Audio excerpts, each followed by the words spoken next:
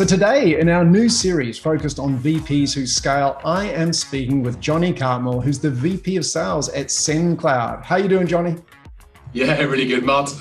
Lovely to be here. What about yourself? Yeah, really, really fantastic. Just had my birthday, so always celebrate that I made the milestones. So that's good.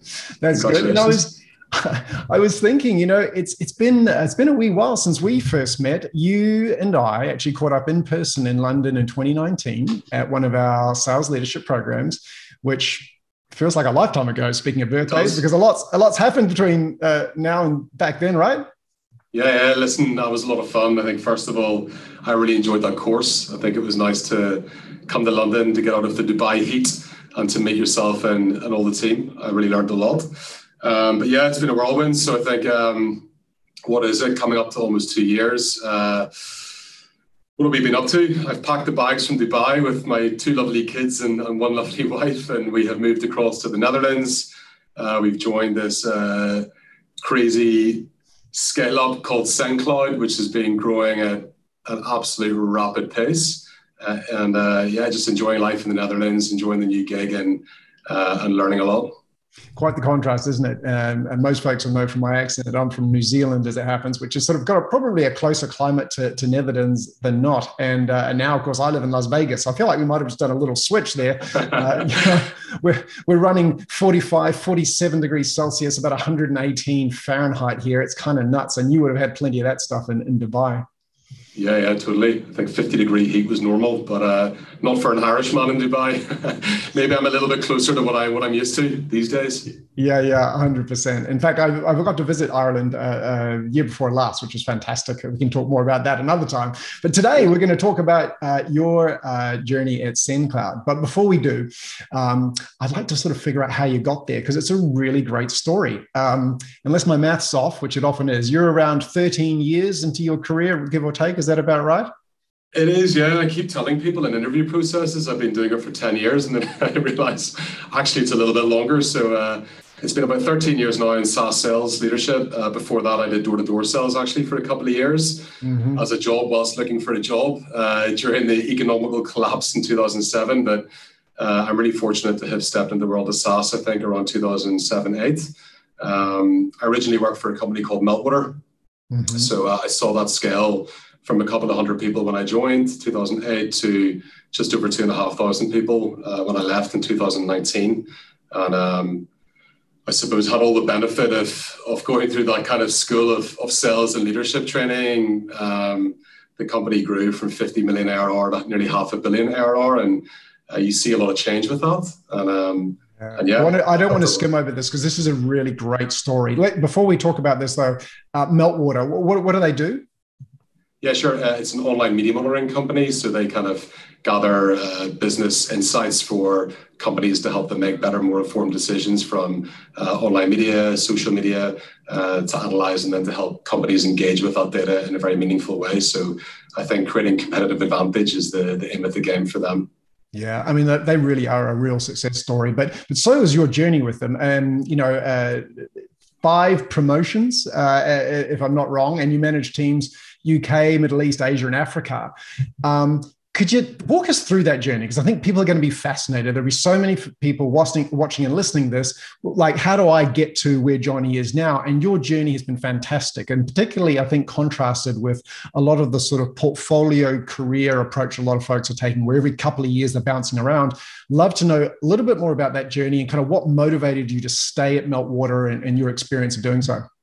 Yeah, sure. I think, first of all, it pays to stick at it, right? Like to keep going, to not quit, and to never give up. So I think, first of all, I was fortunate enough to join an organization that had a really strong culture, that was very open to bringing in people based on potential rather than credentials necessarily. So I joined as an AE around full sales cycle sales, from prospecting to close. And I suppose I just had a real opportunity to understand the grassroots of doing business, right? Negotiating contracts with people that maybe had more years doing business than I did on earth at that time. And I think that was a real baptism of fire just in terms of accelerating my learning around sales. But Meltwater as an organization actually promoted a real culture of leadership through learning sales. So I got to step into a sales management role within the first 8 to 9 months when I was showing consistency in my results. I led a few people in the UK. I then moved across to South Africa to help build up the African continent in terms of the offices and the business there. So I quickly stepped into a sales directorship role after about 18 months, managing people between, I suppose, or teams between 5 to 20. And then after that, a sort of regional VP level role where I was overseeing multiple offices and multiple new business directors. So maybe teams of up to 40 to 100 as well at that point in time. So I think all of this just gives you a different level of perspective and a different challenge.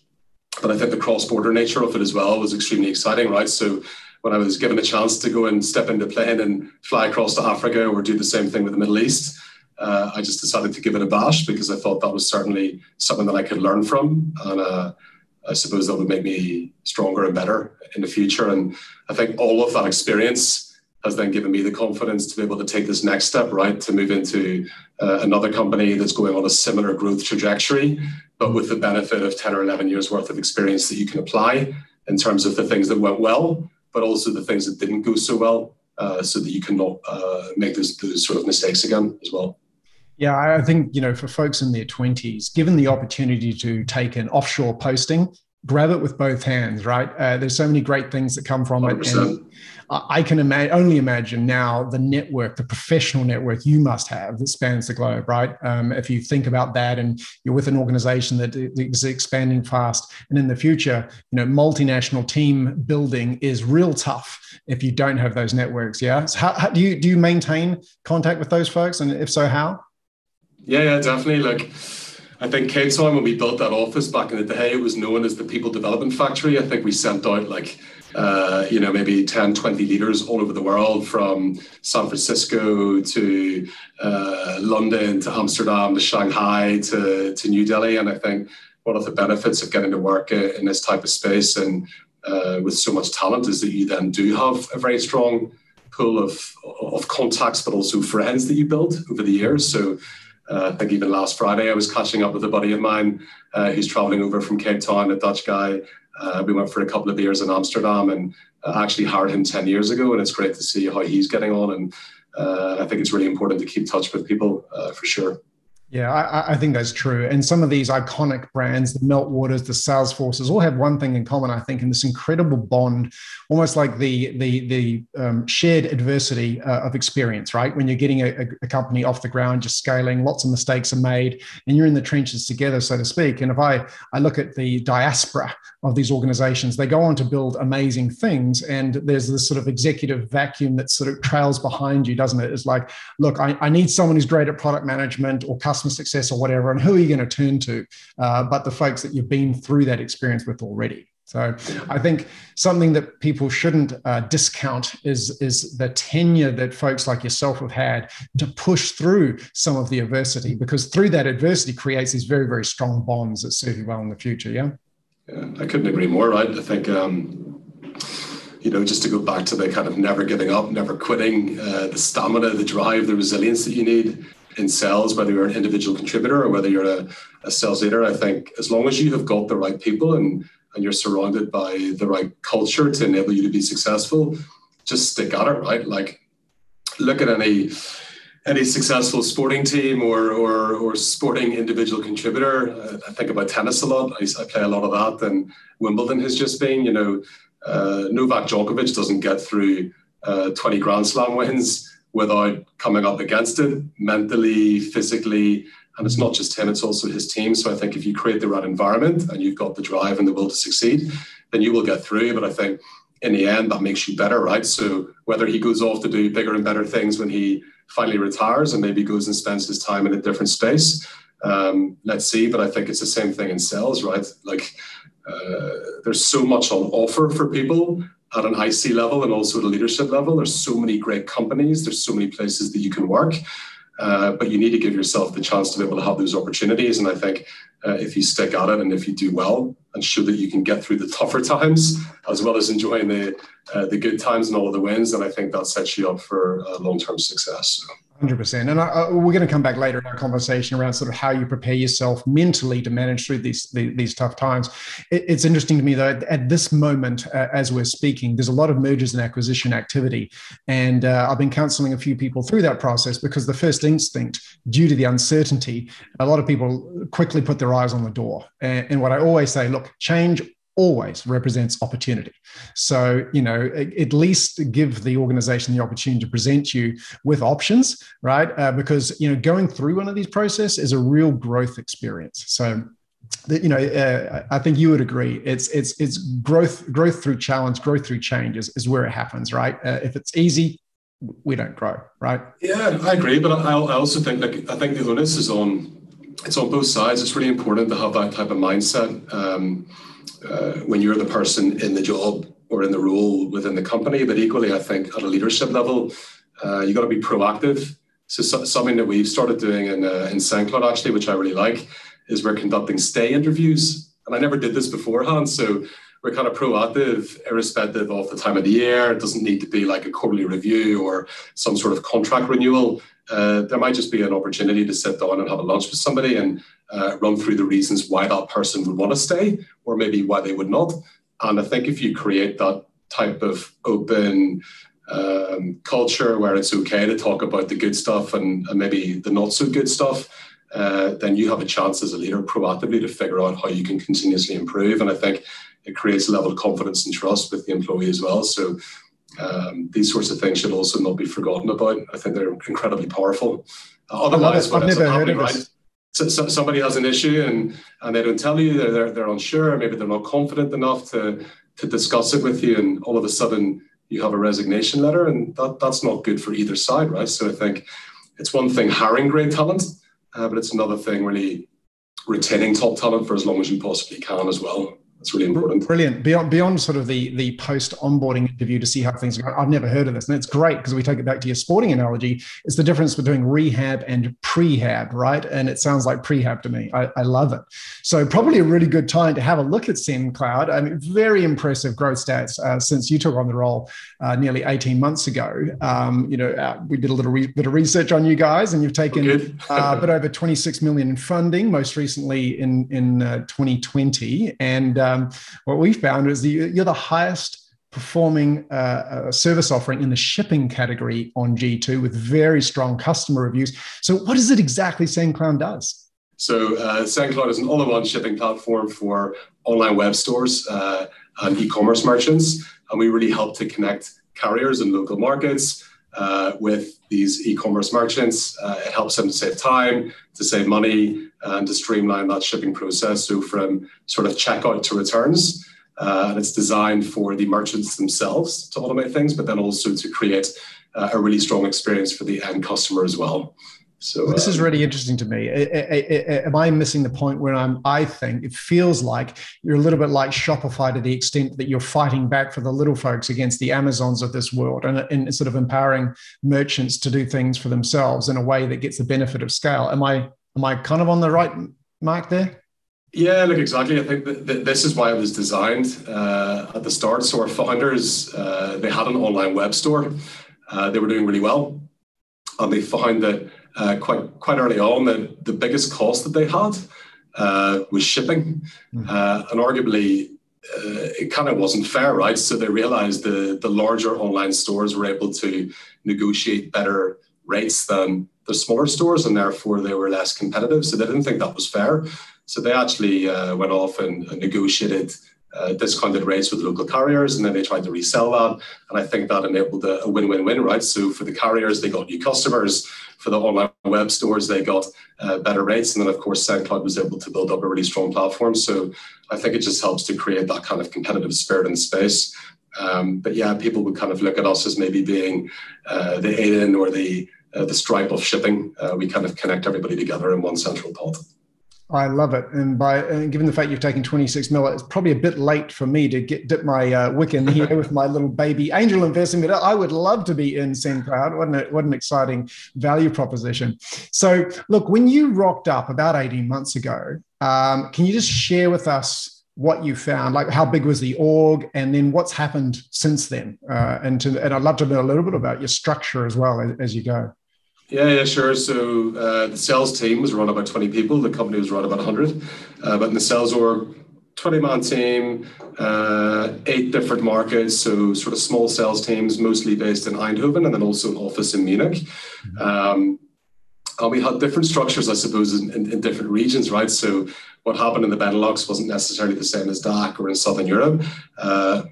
Now, for the North Americans, can you define Benelux and DACH? Because I know a lot of folks won't know what the hell you're talking about. All right, yeah, sure. So the Netherlands and Belgium, and then Germany and Austria, and then Southern Europe is made up of Spain and Italy for us. We recently launched into the UK as well, which is quite nice. But we had a mixture of specialization and then full sales cycle. We had team leads and then AEs. And I think when I came in, one of the first things that I wanted to be able to do was to create the right type of organizational structure for scale, something that would live and breathe for a long time, that we could really hire into and create careers versus jobs, but also something that from a financial point of view made sense with unit economics. So we kind of modeled out 3 different scenarios, Matt, like should we stick with this kind of specialization rule with the BDR AE handover? Should we look at maybe a hybrid model where BDRs created pipeline for AEs, but also closed a bit of business as well? Or should we start looking at something that would be more of a full sales cycle model? The MRR contribution and the ACV is quite low. The environment is extremely transactional. So you've got AEs that are closing 10, 15, 20, maybe even 30 deals a month. So we started playing around with this for a while, but we decided later on in the year that moving down a full sales cycle route would be advantageous, more efficient, and would create a really kind of competitive environment for us when it comes to recruitment. We could open up an opportunity for BDRs and SDRs to come in and hold a full sales cycle role, and then also build a career into leadership with a fast track format that we built. But I suppose when you look at it now, we've got heads of sales for each of the local regions. We've got a team lead layer of player coaches. They hold a 50% quota, and then they coach for the remainder of the time. And then we have AEs at a senior and an entry level position that sit underneath, and then I would oversee that.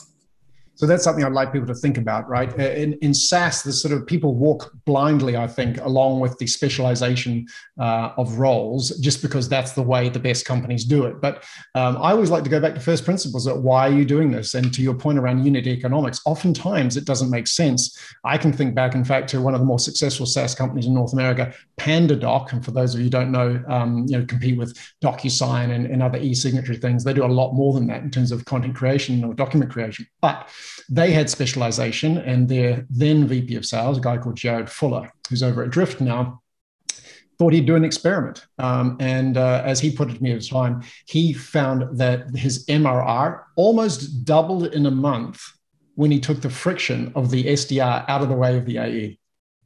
Right? Exactly. It's exactly the same reason that we're doing what we're doing, right?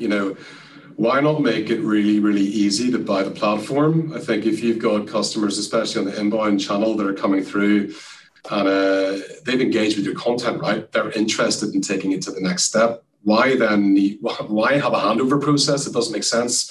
You're slowing everything down. You're slowing down velocity. You're increasing the sales cycle, and you're creating frustration. And we found the same thing for outbound. So our sales cycle is quite significantly reduced over time. The MRR has also increased, and our churn is reducing slightly too. So we think that's having a positive effect on it. People are getting that kind of relationship all the way through to onboarding and handover, which is quite nice. That's beautiful. If you keep doing those results, you've got job security for sure. So tell me a little bit about that arrival. What did you find? I'm always interested to know. What did you not anticipate in terms of challenges and positive surprises when you took the reins about a year and a half ago? Yeah, it's a good question. I think my immediate response to this is not much, right? I feel like I had anticipated and planned for quite some time, mentally and also with numbers on what this opportunity was going to look like. So, which I think is testament to the company, right? We ran a really good pre-onboarding phase for myself. Like, I understood what I was getting into. I did my numbers. I did my analysis, but I think when you land on the ground, there's always things that crop up in a good way and also in a more challenging way. So first and foremost, my first 90 days coming in, it was really about getting to know the team. It was identifying gaps in the business. It was modeling out ways of being able to close those gaps and then also build for this long-term growth. We did that really well. I think on a positive side, the ambition that the company had was maybe even more than what I had anticipated. I knew that it was a good space to be in. I knew that we had great people, a good culture, good unit economics. But I think what I felt when I walked through the door full time is that this is a group of people that really want to make the absolute global leader in e-commerce and online shipping. There's no question marks about that. So I think that was a real positive surprise. I felt that maybe the difference in organizational structures between the markets was a bit of a surprise. I thought that was actually something that was kind of set and consistent from day one. So I realized we had a bit of work on our hands there. I was really happy with the way the recruitment process was designed. I thought it was really far ahead of what I had anticipated. So that's the recruitment process, also the recruitment team and the way that our team were recruiting. And then I think, of course, arguably the biggest thing, right? So COVID, nobody could have anticipated that. And when you're 90 days into this gig, really planning for kind of rapid growth, and all of a sudden you have a plan that gets, I suppose, a little bit thrown up in the air because of the global pandemic. Should you execute the plan? Should you not? Should we delay? We didn't really know what to do for the first week. We really thought, Matt, about delaying things until a quarter later. And then we just decided, you know what, we're going to go for it. So everybody went remote.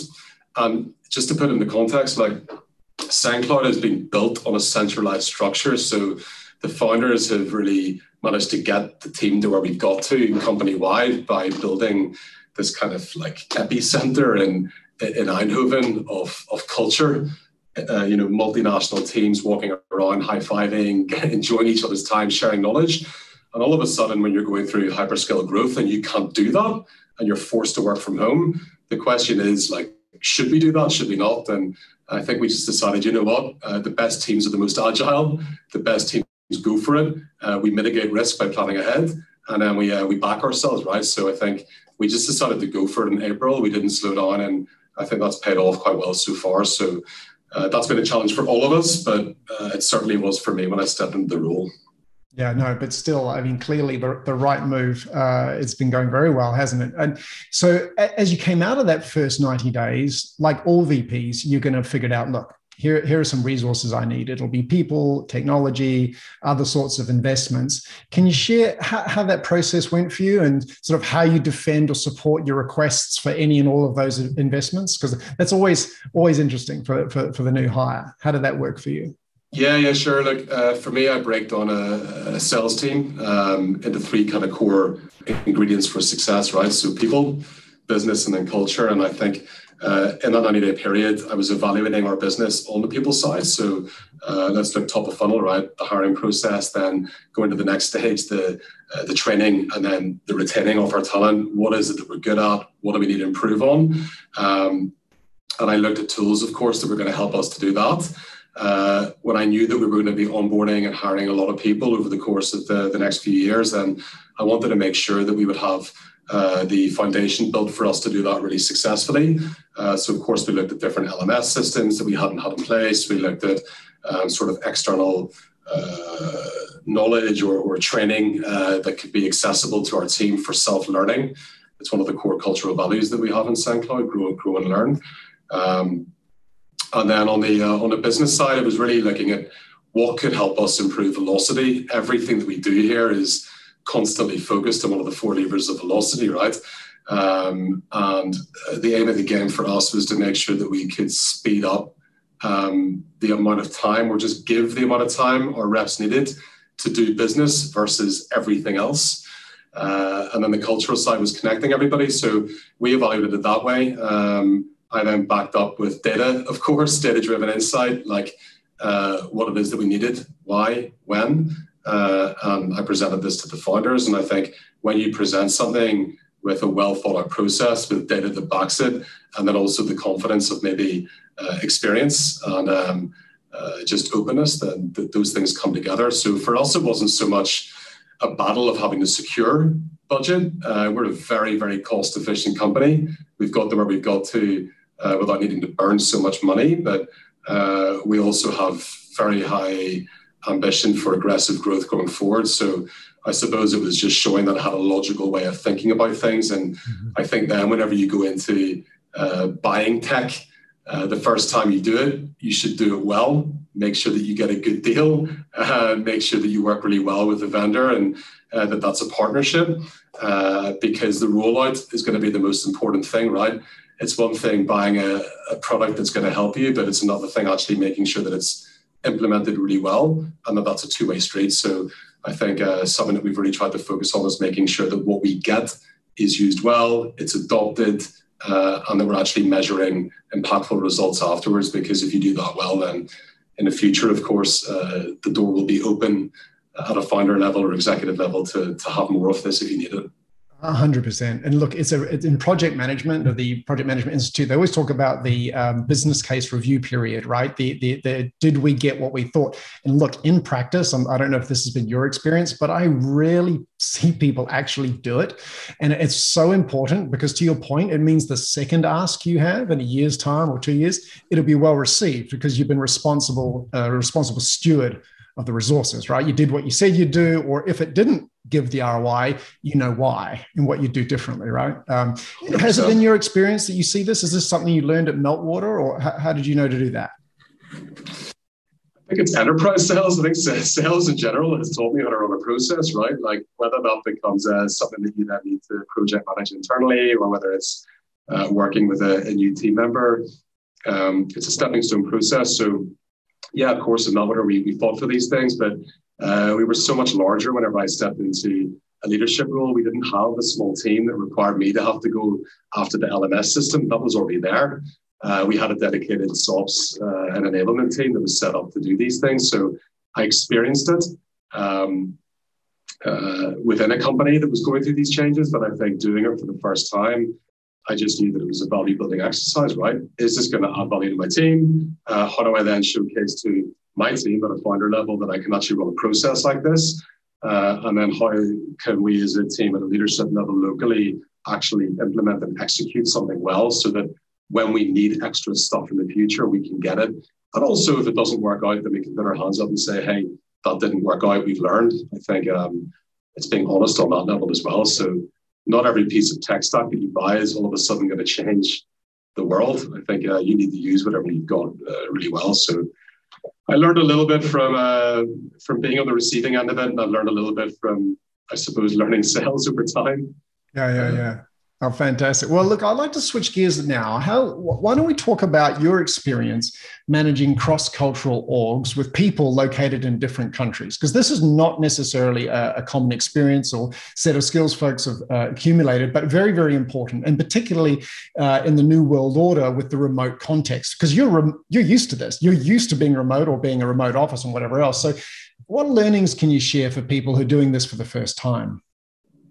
Yeah, for sure. Like, I think, first of all, people buy people, right? People buy from people they like more than from people they don't like. And I think I translate that across to leadership as well. So for me, I really try to get to know my people, Matt. Like, who are they? What triggers them? What are they interested in outside of work as much as inside of work? I think then you can really understand kind of purpose, drive, motivation, all of these sorts of things. So look beyond the data. The data is important, but understand what triggers your team. And to me, that doesn't really change whether I'm working in Spain and Italy and France and Germany. I think we're all human beings at the end of the day. I think that part of it is so important. From a remote management standpoint, communicating is key. I think it's also the same whenever you're not remote managing, sitting in an office, but I think it's amplified by remote management. So, whenever we were thrown into being forced to work from home and not choosing to, we created a plan really quickly to make sure that we were over communicating. And I think most people do this anyway, right? It's logical. But we set up our daily stand-ups or daily wrap-ups. We made sure that we weren't just talking about business, that we were also enjoying quality time together. We set up random coffees across the full organization, not just in sales, but also in the company, so that a sales rep could interact with a developer or a new marketing person or somebody from the talent team, like whatever it was. We just tried to find a way to spend quality time together. How did you do that in practical, really tactically? Did you use something like Slack's donut app, or how did you? Yeah, we set up a random coffee Slack automation every Monday morning. So we get it today, right? So I get to speak with our enterprise leader this week and also one of our UK marketeers, which I think is really nice, and it just keeps us connected. But over communication is key. And I think as a leader, it's phenomenally important to make sure that expectation setting is mega clear, right? So and that needs to be open. It needs to be reciprocated. Your team need to have the opportunity to let you know what they expect from you in order for you to be the best version of yourself as a leader. We do use other tech stack as well. So we adopted a tool called Gemini, which is, I suppose, is like a European version of Gong or Chorus, and that's been really useful for us because even though we're back in the office a little bit, it's still quite hybrid, and we're onboarding around about 10 people every single month into the sales organization at the moment. So to be able to do that successfully, then I think it's not just a matter of giving people quantitative KPIs. You've also got to dive into that and look at the qualitative output, right? So perhaps how does somebody outreach? How does somebody overcome objections in their first 2 to 3 months so that they can have better success with closing off pipeline in the future? Those types of tools really, really help with live coaching. And that's something that we've got a lot of benefit from. And again, that goes back to the discussion before, right? Like, are you able to showcase the success of being able to adopt a tool like that in terms of improving velocity? So those are the sorts of things that we do in Sendcloud today. Love it. Very, very, very helpful. So probably aligned to communication, I'd love to learn a little bit about your cadence as a VP with your directs, so the managers who report to you, in terms of scheduled meetings you have and why you have them. Can you share a little bit about that? I certainly can. And this has been something I've been playing around with, right? I think everybody's kind of got their system and there are always ways of improving on it. So when I started out, I had a weekly one-to-one with each of my team members. We use that time to talk about people, business, and culture. So that kind of framework for building a winning team. And I would have fed into that as a leader myself, right? So I always prepared. I always do prepare before a one-to-one session. I'll take out 15, 20 minutes at least to make sure that that's well thought out. I'll send across the agenda. I believe that if you do not have an agenda, you should not have the meeting. And it's a waste of time. Plan ahead, right? We also learned that in your course, which is great. I think you really re-emphasized that, which is excellent. We've taken that into Sendcloud. But equally, I encourage my team to edit, to adjust, and to fill in that agenda as well. So I suppose we had the weekly cadence, and that was really to build up trust and a framework for how I would do that with them, and then how I hope they would do that with their teams in the future. Since we built it up in the first sort of 6 to 9 months, then we've actually moved a little bit into a less regular cadence. So now we have a bi-weekly. And that's not to say that all of my heads of sales do the same thing with their team leads, or all the team leads do the same thing with their AEs, but something that we're really trying to bring into Sendcloud is a culture of leading with context and not control. It's inspired by Reed Hastings and Netflix and the No Rules Rules book. And we found that we can be a bit more productive by having less meetings, but we can have a better impact and better results actually just by leading with context. So I use these as check-ins now, and I keep my door open to have conversations as and when they're needed. But yeah, we really try to adopt a culture of freedom and responsibility. And I feel then the cadence doesn't need to be so much, but maybe for new people, newer members of the team, I'll go back to that initial way of working, which would be weekly until we kind of get that rhythm. Yeah. Got it. And let's double click a little bit for folks who haven't read Reed's book. When you say leading them with context, that's where we come at these. What do you mean specifically? Yeah, sure. I suppose just like understanding what it is that we're doing and why we're doing it, and knowing where we're going. And I think then you don't need to lead with control, and you don't need to tell people what to do. I think if you create the right culture, then as long as people understand why and the role that they play within that, then they should have the freedom to be able to figure out how to get there with your support and guidance. So that's what we mean in Sendcloud, and it should have a focus on an overriding goal that we're trying to achieve. And I think that creates a lot of room for creativity, for failing fast, failing forward, learning, and as long as you don't make the same mistakes twice, then that's a good thing. 100%. A lot of the stuff we've talked about, or you've shared already, really keeps connecting back to your relationship with your team and your people. And I wonder if you could pick a couple of the needle movers that you have for not only attracting but retaining talent. Meltwater, by way of example, I know the average tenure there is well above industry averages. So I'm sure you've taken some learnings from there. So how do you think about that? Yeah, sure. I think in Meltwater, there's over 150 people that have been there for 10 years or more still, which is crazy. So of course, you always want to make sure you retain good talent. But I think it begins with the recruitment process, right? So same thing as this recruitment and sales. I'll talk about that in a second. But I think the recruitment process, who are you bringing in and why? Like, what is the targeted ICP? How are you running that process? What's the criteria, the selection criteria? So we're very careful at the start to make sure that we've got the right cultural connection, that we're hiring people on the right selection criteria, and then that we're really following through during their onboarding on success plans to give people the best chance of success. Because if you succeed in your first 3 to 6 months as an AE or as a team lead or as a head of sales or for whatever role, you're going to feel good, right? You're likely to stay for a lot longer. I think you're going to feel that victory, that sense of achievement. So we're very careful with who we hire. We're very clear with the selection criteria that we've got. We're very clear with the onboarding. We measure everything in terms of what's good, what's not. We have early detection system in terms of sort of traffic light, red, yellow, green.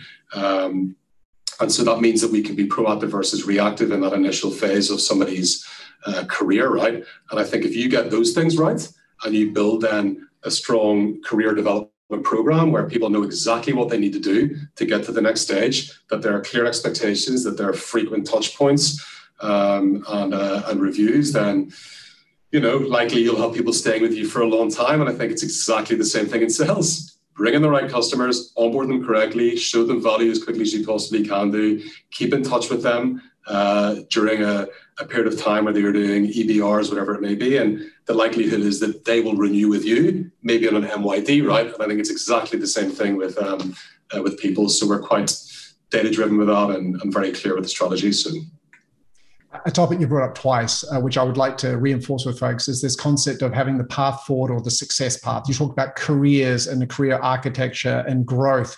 And so many companies that we see come through our programs actually don't have one defined. And I mean some quite big companies that have 800, 900 employees, and they still don't have the concept of, AE1, AE2, manager, senior manager. Like, this is really important stuff because people will stick around if they can see how their personal objectives, goals, and aspirations are going to be fulfilled by staying with this company, right? And if it's all a fog, then why would they stay? Yeah, but I also think it's, go back again to the recruitment stage. If you're looking for a new role and you're speaking with your prospective leader or employer, and you can see that there is a systematic approach to enabling you to become a better version of yourself and building a career versus a job, versus the other interview that you're running where it's a nice title and it's a good salary, but there's no proven framework or model for developing you, then, you really need to think quite carefully with who you want to work with, right? So I think those things are extremely important, and it seems completely crazy to me that people wouldn't have that in place because, again, look at your business. Like, how are you creating long-term success? You've got to have the right people. If you've got a phenomenal product, then great, but it means nothing if you haven't got the right people to sell it or to work with it or to build it. And none of that really matters at all if you haven't got the right culture set. So I think they all have to come in together.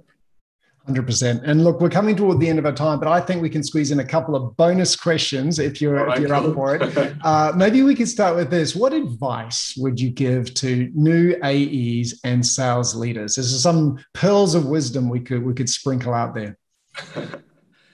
Yeah, look, I think do the basics really, really well. I don't think it needs to be more complicated than it is, right? So work hard, don't give up, learn as much as you possibly can do, be humble, make a lot of mistakes, create a culture within your own team of kind of openness, right? Like learning, ask for feedback. And whenever you ask for it, get good at being able to receive it. I think a lot of people talk about wanting to have feedback and about growing. And I think actually one of the biggest challenges for leaders is giving it. So learn how to give feedback in a succinct way that is meaningful, that is constructive. And I think if you really want to grow, get good at listening to constructive feedback and maybe stuff that doesn't feel so good, right? That can hit you right here. And then also figure out whether or not you're going to use it, because at the end, feedback is there for you to decide if you want to take it or not. So I think these sorts of things together will make people successful, but don't do anything overcomplicated. Stick to the basics. You'll probably prevail.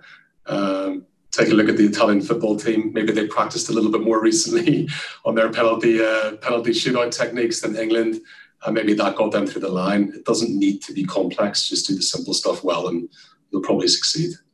Love it. Love it. Now, here's a man who's got a young family, who's changed countries, scaling an incredibly high growth team. I've got to ask you, for all those folks out there that feel like they're running around like headless chickens, how are you apparently keeping calm? You seem pretty relaxed to me and in control with so much that's going on around you.